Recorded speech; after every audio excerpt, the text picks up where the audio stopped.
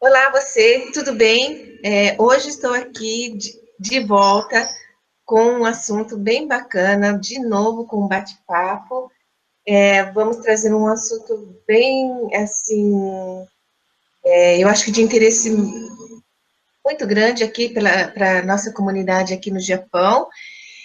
Aliás, é um assunto que qualquer lugar do mundo vai ser bem proveitoso. E, bom, vou apresentar a vocês hoje a Leila. A Leila Barbosa, ela está aqui com a gente. Olá, Leila, tudo bem?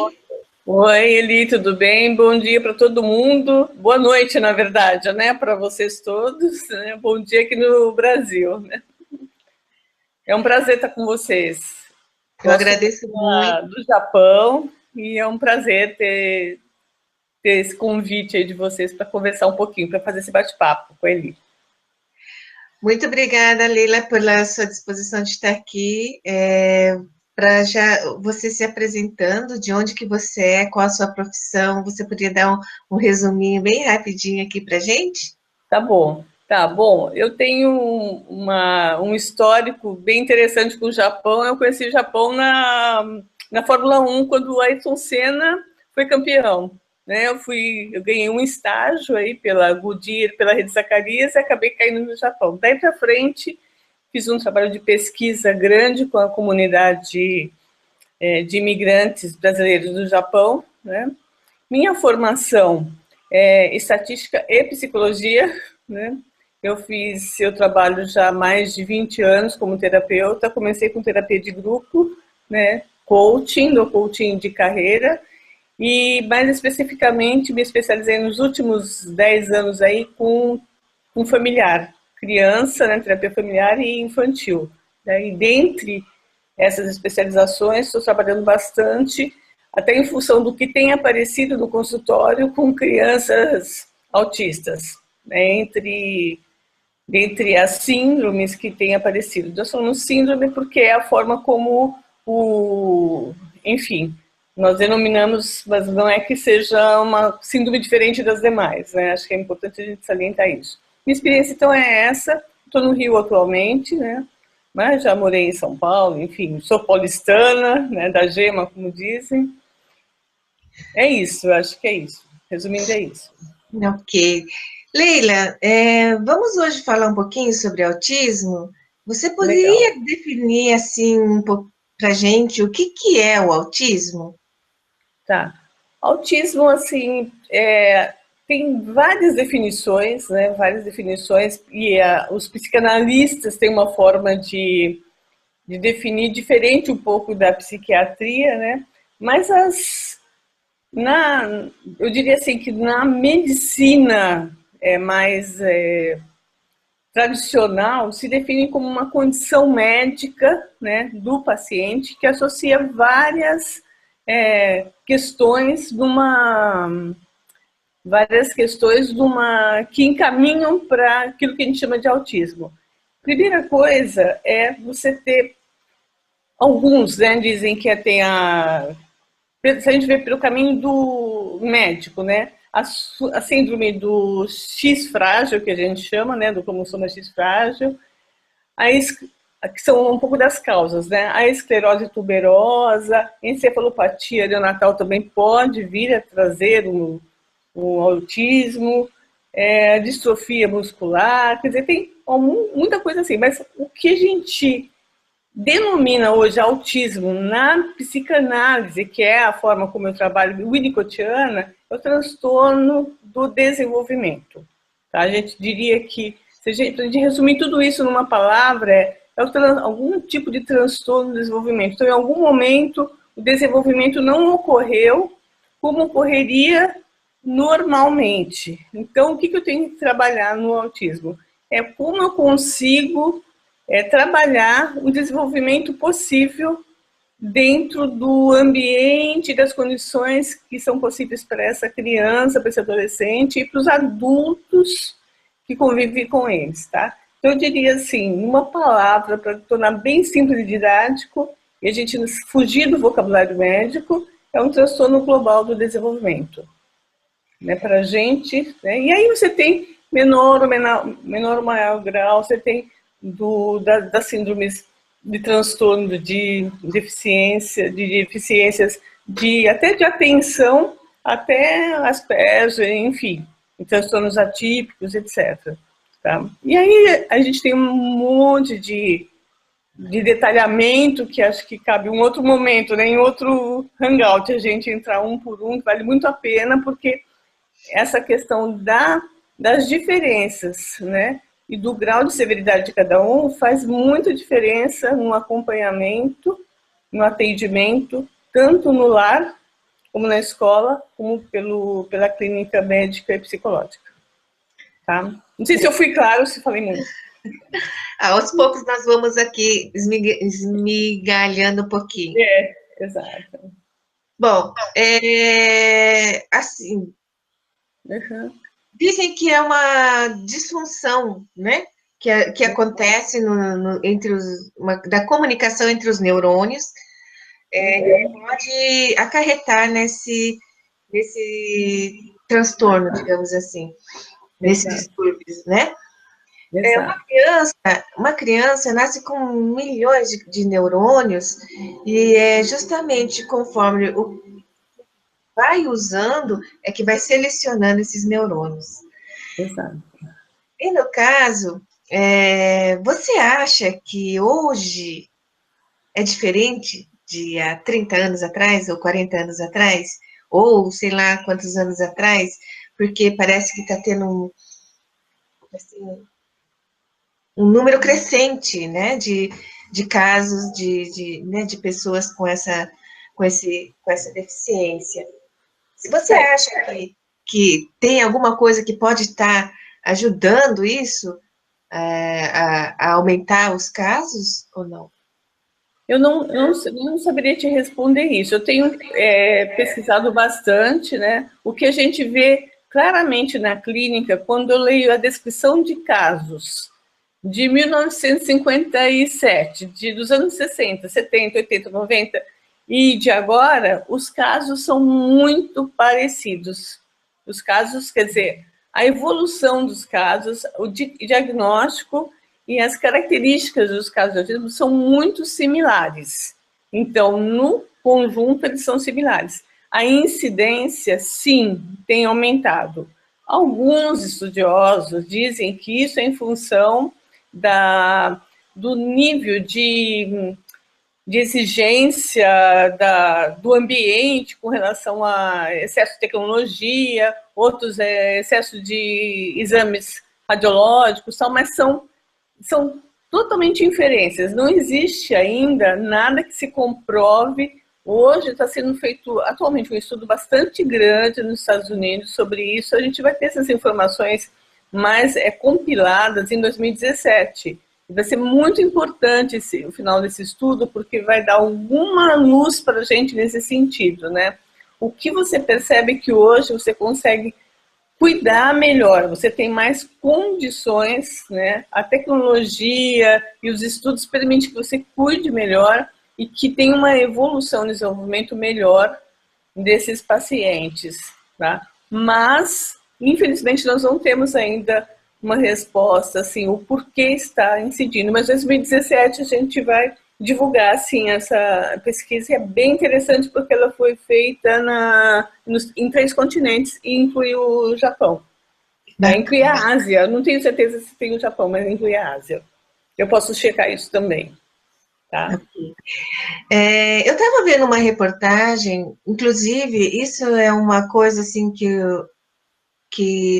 a gente que tem bebê aqui, né, fizemos o parto aqui, então, desde a gravidez, nós recebemos uma caderneta, né, que vai tendo as anotações desde a gravidez até os 5 anos, mais ou menos, de idade, e isso é um relatório, praticamente, da criança até, sei lá, quando ela precisar.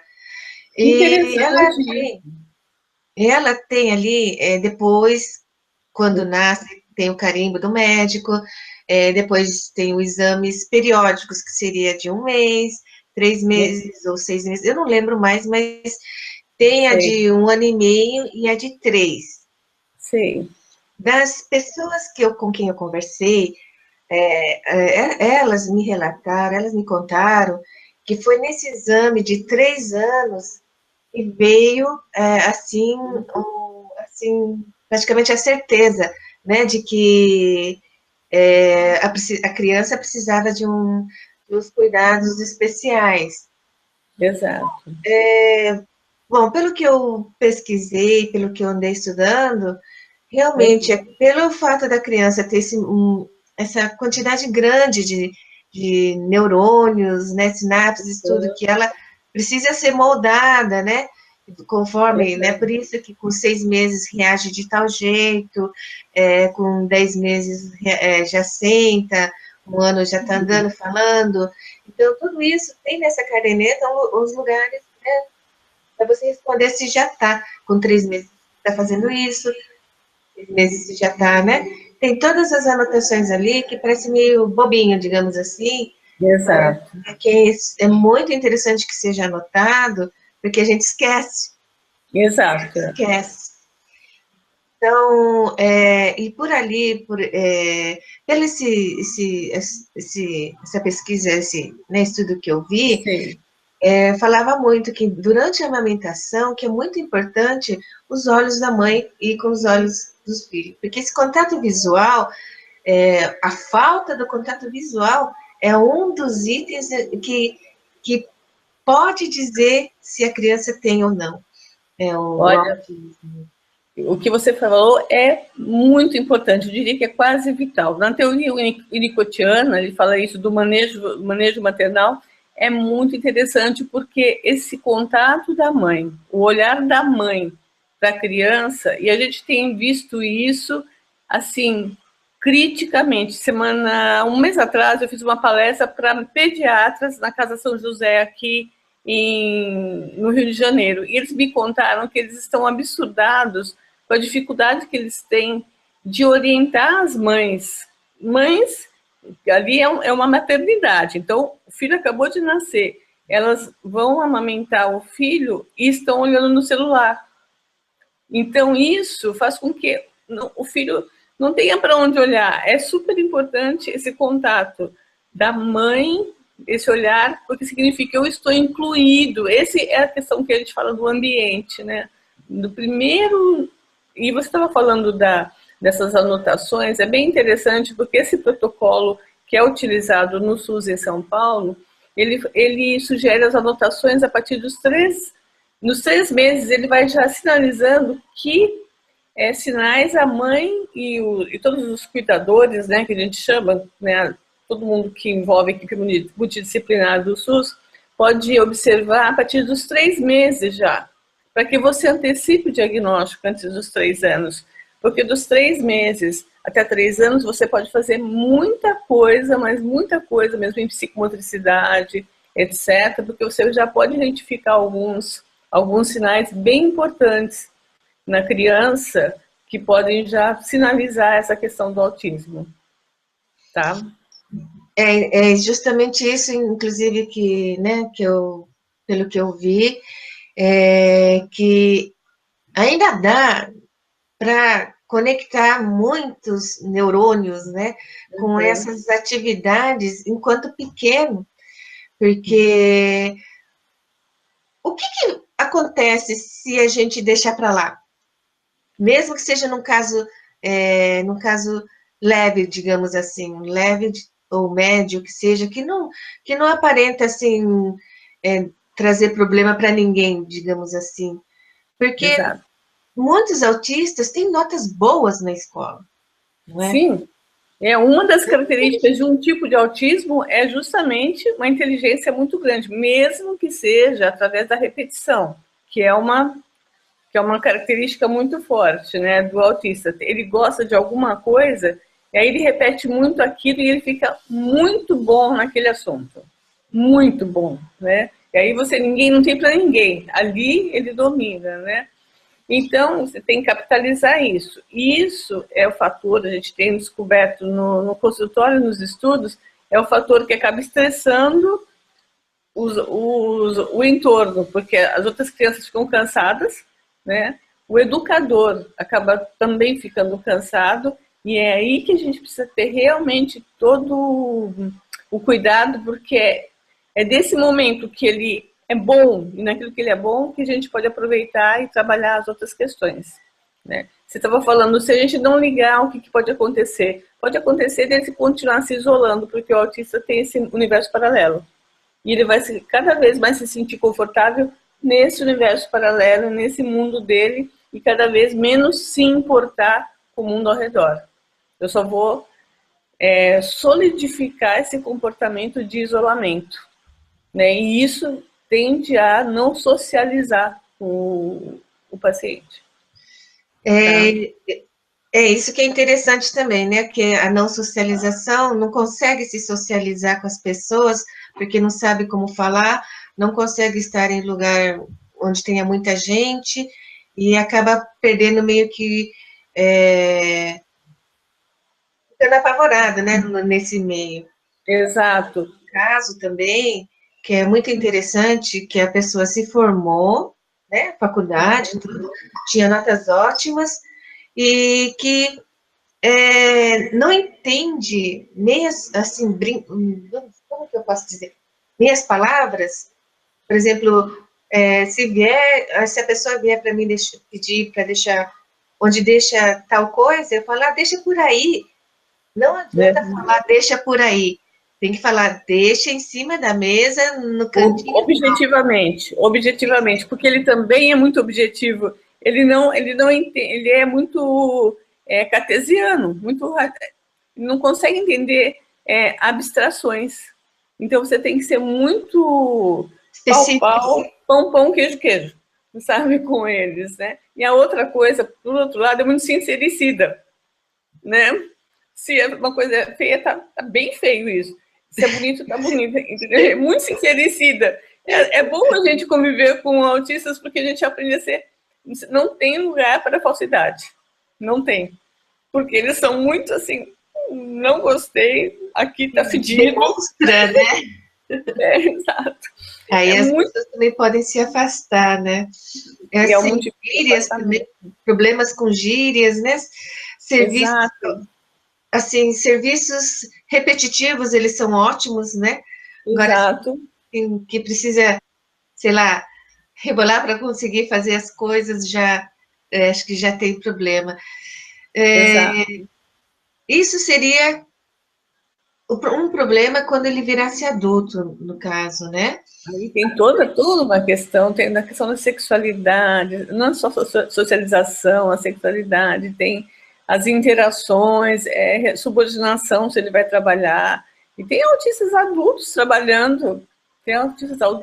trabalhando, e que passaram batido por faculdades, etc. Tal, e aí que você fala, nossa, tem todo um gap de socialização, etc. E as pessoas, porque às vezes é bem leve, né? É leve, como ele é inteligente também, e só vão perceber realmente quando na relação com o subordinado, ou nesse que você falou, né, que ele é bem objetivo, não entende meio as palavras, tem que ser super claro com ele e tal, e da mesma forma também é bem sincericida com as pessoas, né?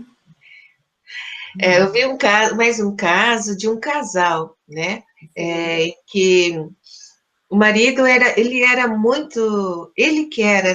Tinha autismo, mas ele era muito, assim, esses detalhistas, né? Então, para ele era óbvio que tal coisa tivesse que ficar aqui, né? Exato. Mas a esposa, né, do jeito dela fazia e ele não aceitava e ficava, né, insistindo, tipo assim, poxa, você não entende que tem que ficar assim? Até que... Um transtorno, para o autista é um transtorno você mudar as coisas de lugar. Porque ele tem um lugar pré-definido para cada coisa. Né? Ele tem um lugar pré-definido. Como alimentação também, você deve ter algum caso, não come determinada coisa, ou come só numa determinada sequência, ou com uma determinada arrumação do prato.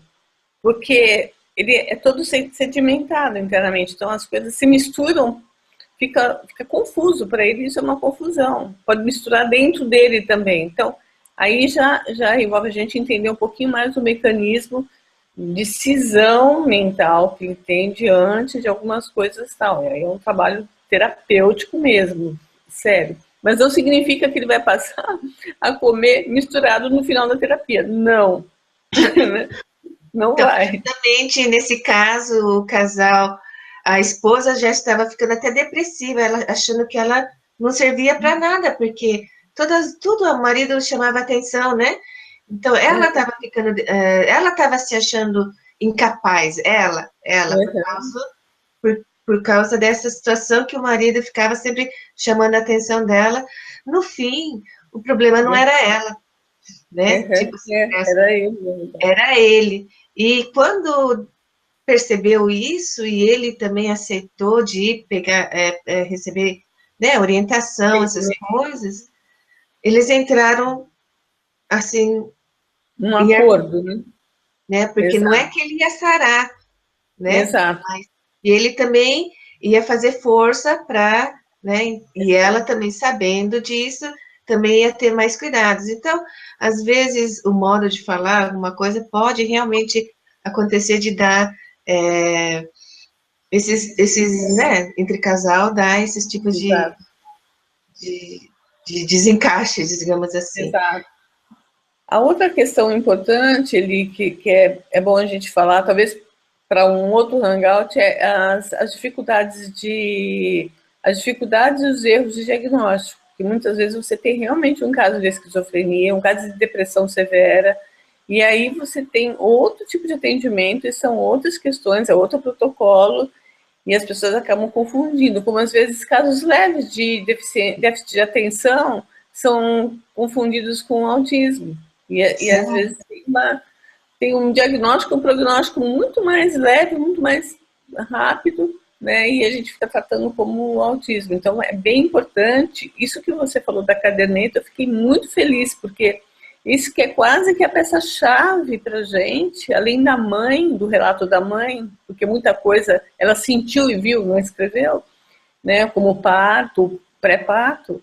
Isso é chave para um bom diagnóstico. É muito importante que todos os profissionais envolvidos tenham acesso a essas informações da caderneta, porque elas dão informações preciosas, riquíssimas para um bom diagnóstico. Então, que nem entre os questionários, assim, conforme a idade, tem, né, Sei. começou a andar como já começou a engatinhar. Então, são fases que quem é mãe de primeira viagem, normalmente, hoje ainda tem internet, a gente consegue dar uma pesquisada, mas às vezes passa despercebido. Nossa, já está com um ano e, né, não desenvolveu tal coisa.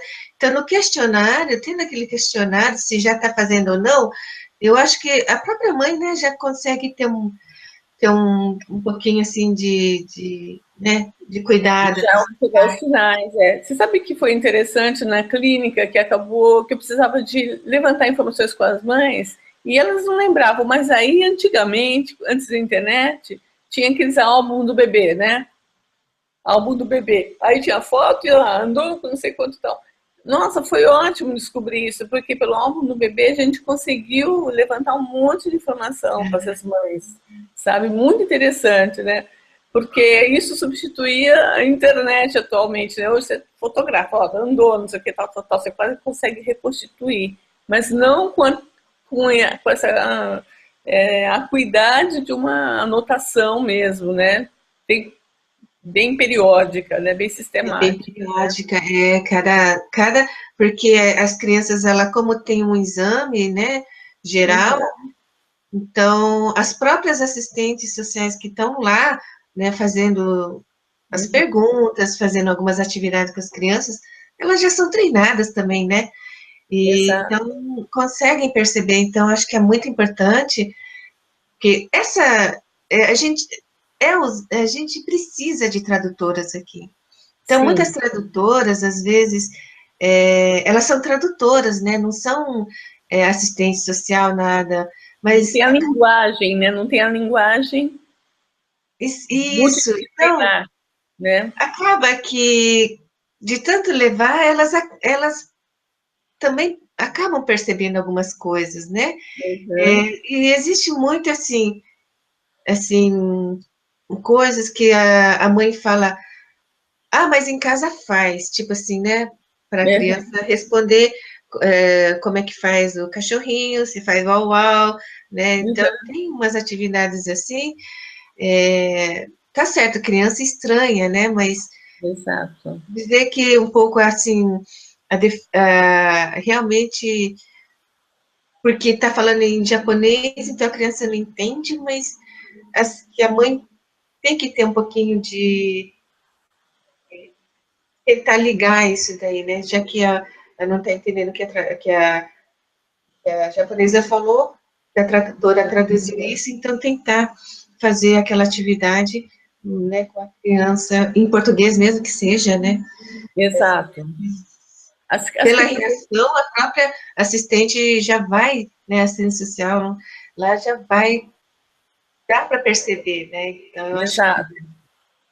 Quando eu faço algum trabalho que existe tradução, eu sempre levo para a tradutora toda a linguagem que ela precisa assimilar antes da entrevista com a criança. Teve algumas crianças que eu precisei fazer em inglês, e mesmo eu falando inglês, não vai ser o inglês materno que ela usa. Então, é bem importante que ela entenda claramente, né?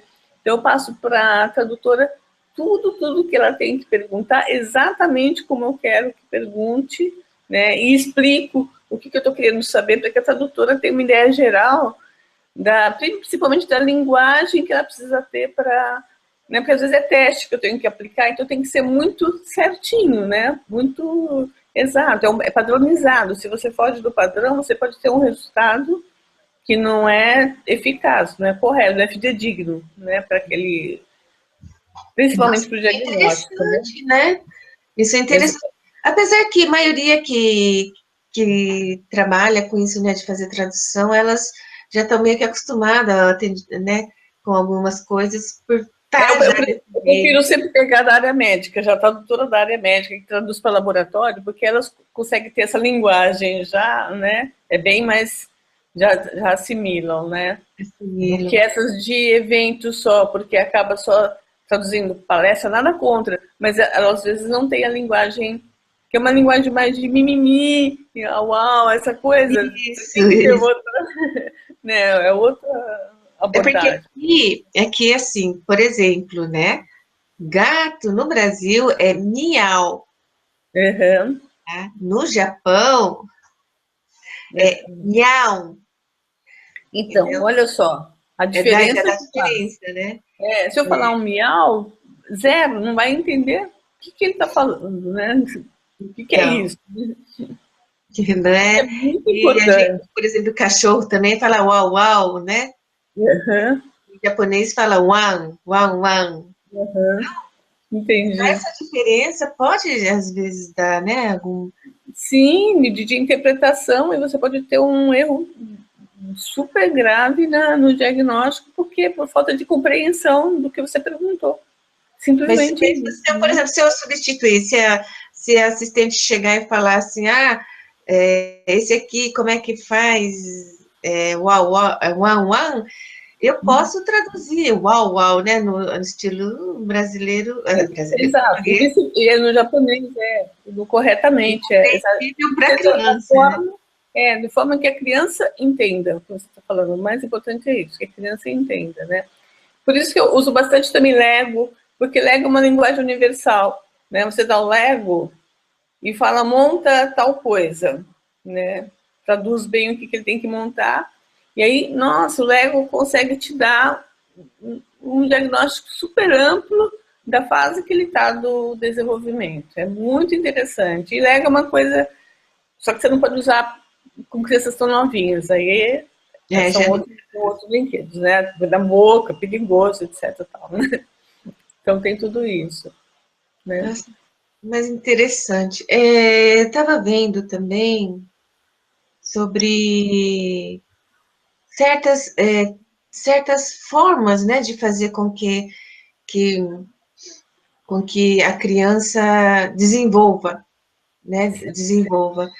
E uma delas é assim, a repetição é essencial, né, para a criança poder, por exemplo, sentar, porque conforme o grau, a criança nem senta na mesa para comer, não é Exato. mesmo?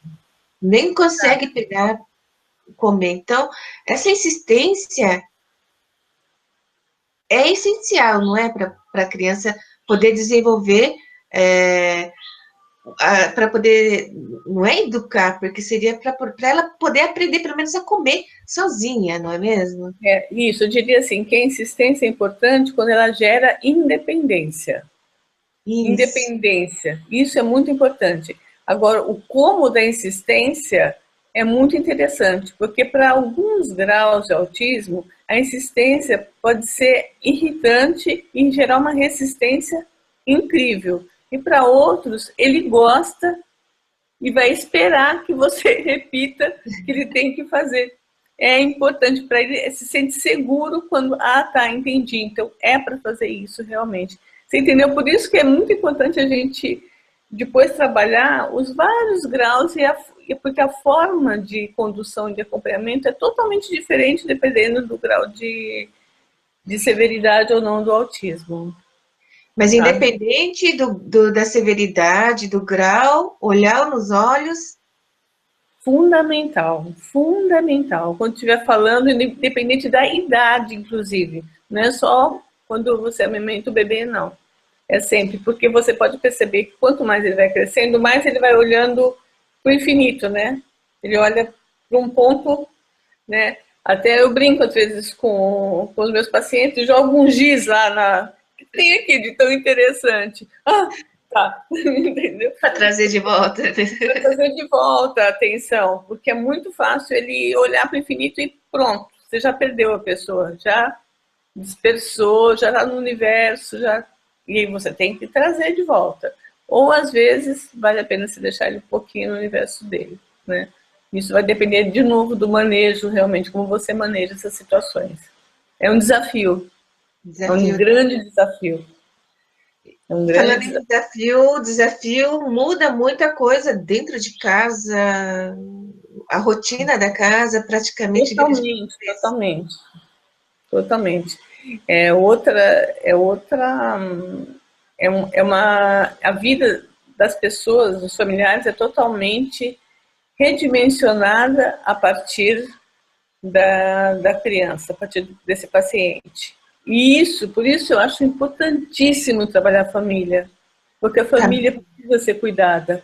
As pessoas esquecem que a família se estressa muito, porque é desgastante. Se as pessoas não entendem isso, não têm esse olhar bondoso, né, para com a família, é muito difícil, é muito difícil. Então é bem importante a família ter momentos de férias do filho, entendeu? Para poder realmente se reenergizar.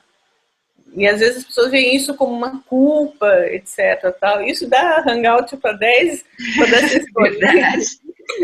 Mas é bem importante, é bem interessante. Entrando nesse assunto, né? Uhum. A mãe não precisa se sentir culpada, não é mesmo?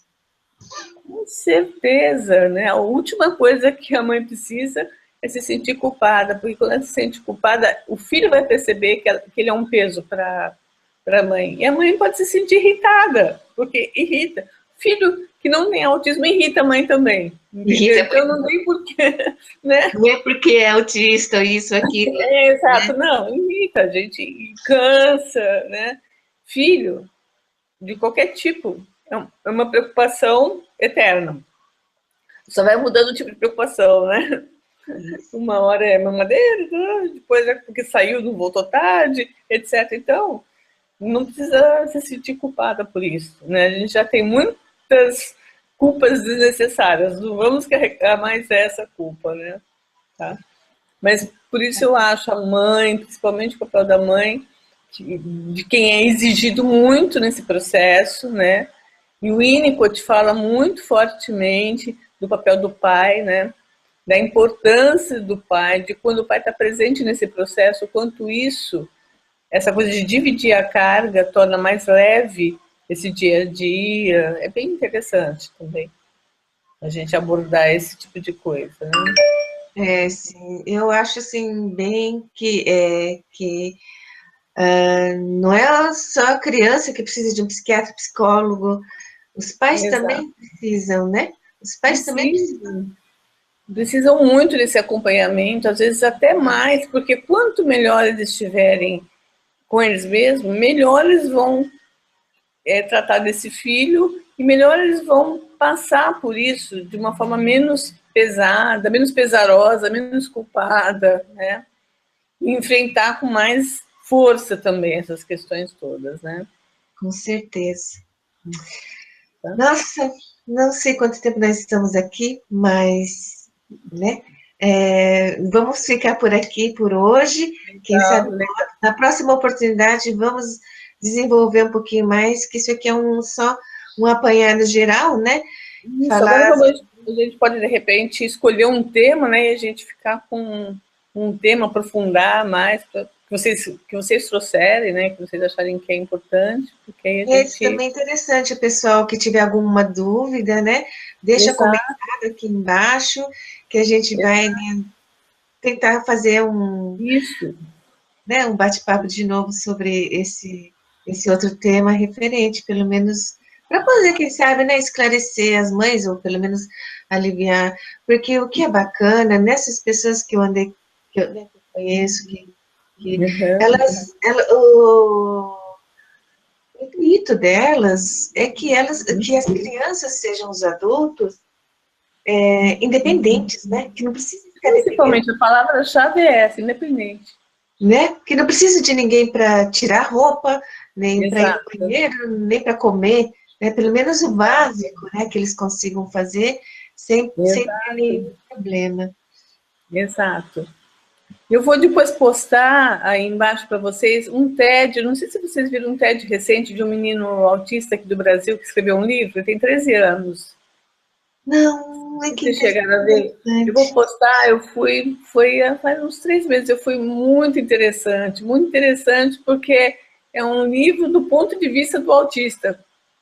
Que bacana! E é muito interessante, eu vou postar o TED dele, e depois acho que é legal ver o livro dele, mas o TED dele é 15, 20 minutos só, né? Então é bem interessante, eu vou postar para vocês. Não é um americano? É americano? Não, é brasileiro? É um brasileiro. É um brasileiro. E apesar do TED ser americano, a gente fez aqui uma edição do TED, né? Eu dou aula no IBMEC aqui também, né? E a gente fez, o IBMEC, junto com a Escola Eleva, fez uma edição de TED Brasil, TED Rio, né? Nossa, que legal. Eu acompanho também. Acompanho, sim, são, né, muitos assuntos lá. Mas, exato. Então, nós vamos deixar aqui o link, né, mais tarde. Vou deixar também o Facebook da Leila, para quem quiser tirar dúvida com ela, alguma coisa. Né, meus e-mails também, tá? Pode deixar meus e-mails. Vou deixar todos os contatos dela, né, que é a Leila.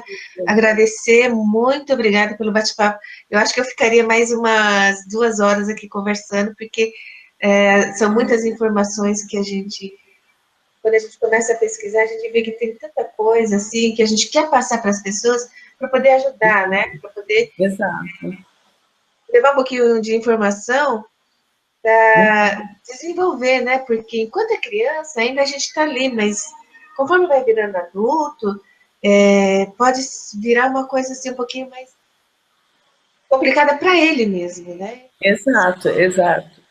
Ver, pelo menos para se socializar o suficiente, o básico, então vai ficar complicado para os dois lados. Então, acho que é bom, né, bem interessante a gente poder compartilhar essas informações. Exato. Verdade. Obrigada, Leila. Eu que agradeço muito de coração, tá? O convite, e estou à disposição mesmo, tá? Mande suas dúvidas e prometo responder, sou bem rápida nisso, pode ficar tranquilo que aquilo que eu souber vou responder, o que eu não souber vou consultar meus colegas que são da área multidisciplinar e a gente vai sim respondendo aos poucos, tá bom? Ok, então. Até o próximo, né? Até o próximo Hangout. Até o próximo, pessoal. Se você tiver alguém que você acha que seja interessante, né, escutar um pouquinho as conversas, compartilhe com ela, né? Porque eu acho que Se tiver alguma coisa contra também, que você achou que não vai ser Exato, legal, que tiver, né, uma opinião diferente, conte exato, pra gente também, né? Porque a gente também, quem sabe, tá, né, fazendo, tendo uma visão diferente, exato. a gente também pode aprender com isso, A gente pode aprender, com certeza. não é Tá bom, verdade? tá, Muito João. obrigada, Leila. Até a próxima, então. Até a próxima. Tchau, tchau. Tchau. Tchau.